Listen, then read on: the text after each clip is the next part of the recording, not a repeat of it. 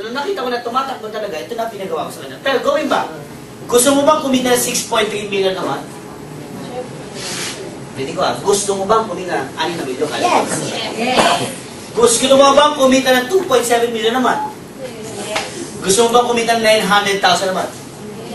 Ano mas gusto mo? 6.3, 2.7 o 900? 6.3. Tama, dahil ang Pilipino, dakilang gahaman.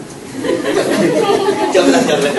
Okay. Pero ang ginawa ko na, wala akong pera. So, kahit gusto ko to, dito lang ako. Tama? Kasi nung unang panahon, wala naman talagang pambayad yan. Gusto ko lang talagang masubukan. Kasi nasa worst case scenario. So, ginawa ko, kumausap ako ng mga kaibigan.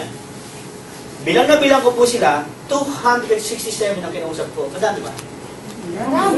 Awa ng Diyos, ang sumali ay 8. Kasi kadalasan ng tao, sige, sumali ka muna. Pag kumita ka, tsaka ako. Sige, pag nabawi mo ang puhunan mo, tsaka ako mag-join. Pag ikaw ay kumikita ng kada linggo ng pera, tsaka ako maniniwala. Ang dami ko kinausap. After 2 years, yung 259 kong kaibigan na negative kung tawagin ko, lahat sila nagtatawagan, Piri, can I join? Piri, maganda mo na yung business mo. Ano mo sabi sa kanila? Never mind. I'm busy. Why? In less than 2 years, I am receiving 559,000 pesos, 848 pesos in just 1 week. Pwede na. Palagpakan mo naman natin. After 1 week, additional 482,000 pesos. After 7 days. Kasi po, every Friday, nakukuha natin yung cheque. Buti na lang, 3 yung package na binili ko, kaya 3 ang natatanggap kong cheque. Paano kung isa lang ang binili ko? Eh, di ito lang cheque ko. Paano kung 2 lang binili ko? Eh, di ito wala. Ito lang cheque ko. Malaki nawawala? Yes. Wala. Oh, malaki. After 1 week, additional 457,000. After 1 week, 467,181. Gusto mo ba kumita ng 500,000 per week? Yeah. Gusto mo ba kumita ng 500,000 per week? Yes. Alam mo dito, with my 11,964 investment, sa 8 kaibigan na kinausap ko lang, na yung 259 naniwala, I'm getting almost 2 million per month. Who wants to earn 2 million a month? Yes. Alam mo no Friday, kaya diba nung Friday, no? So Friday, Jamaica, alam mo nagulat ako, check ko, was 876,000 pesos. 1 week. Wow. 1 week. 1 week. Wala akong in-invite. Wala akong sinera ng business. Alam mo nakakatuwa, in less than 2 years, kumita po yung investment ko ng 25 million pesos. Pero in less than a few months, being a member, nakabili ko ng sarili ko sa sakyan. In less than a year. Pwede na. Sino dito ang naniniwala, bago matapos 2011, may bago ka sa sakyan? Yes! As kamay naman. Okay. After 3 months, additional BMW 5 Series. Sabi ng kapitbahay ko, Bibi, paano mo nangyari yan? Paano ginawa mo? Sabi ko, friend, alam mo, magkano bili ko sa kotse na yan? Sabi ko sa kanya, 3,988. Isa naniniwala. Sabi ko, alam mo, friend, gusto mo ng kotse? Sabi niya, oo naman. Sabi ko, pumunta ka sa office namin sa Robinsons Galilea, 20th floor, magdala ka ng 4,000. Pagpalit mo kami nagbebenta ng sasakyan, 4,000 lang. Excited kinabukasan, di natulog. Sabi niya, 4,000 lang, bili ko Fortuner ba? Kami ba? Ano ginawa niya pag-upo niya harap-harap? Pag-upo niya sa katapangan ng Duncan, na isang kaibigan ko.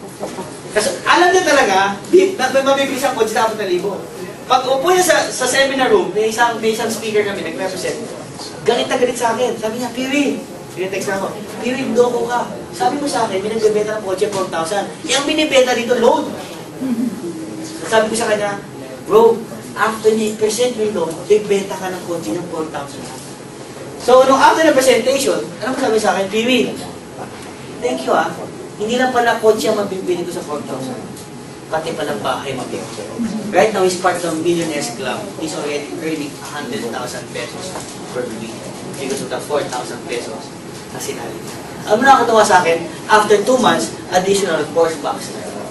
Ang nakakatuwa pa dito, after 3 months, nabigyan kami ng sarili naming tahanan sa The Ford Global City. Walang pa kami.